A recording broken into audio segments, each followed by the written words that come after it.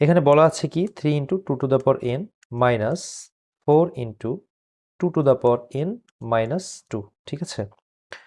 তো আমরা কি করব, 3 into 2 to the power n এটা কিভাবে রাখি, এখানে 4 আছে, 4 কে এভাবে রাখতে পারি, সমস্যা নেই। এখন এই যে টার্মটা আছে না, এইটাকে আমরা কি করতে পারি, আমরা 2 to the power n into 2 to the power minus 2 করতে পারি।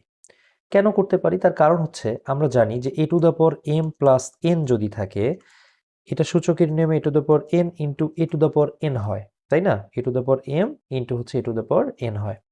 এখন কথা হচ্ছে যদি এরকম থাকে a to the power m minus হচ্ছে n, তাহলে এটাকে আমরা এইভাবে লিখতে পারি না, a to the power m plus হচ্ছে মাইনাস n লিখা যায়, অবশ্যই যায়।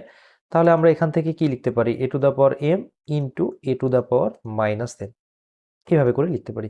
এখন কথা হচ্ছে এইটা সমান আবার a to the power m divided by a to the power n ও লিখা যায়। আলটিমেটলি এটাও যে কথা, এটাও কিন্তু একই কথা, অর্থাৎ এই সাইডের এইটা লেখা যে কথা, এটাও সেম কথা।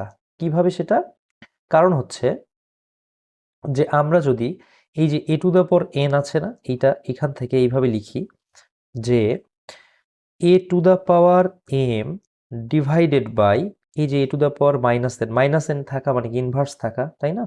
তাহলে আমরা এটাকে যদি নিচে লিখি তাহলে কিভাবে লিখবো, a to the power n। Ultimately এইটা তো এইটার মতোই হলো, সো দ্যাট আমরা গুণাকারে লিখি আর ভাগ আকারে লিখি, আলটিমেটলি সেম জিনিসটাই করছি।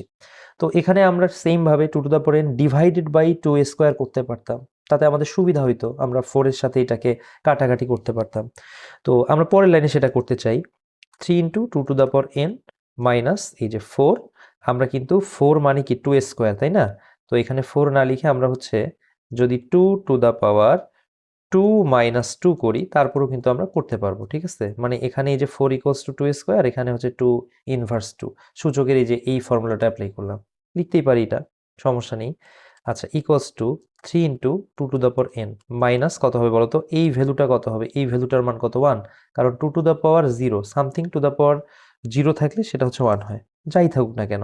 তাহলে আমরা সরাসরি লিখতে পারি 2 টু দ্য পাওয়ার n।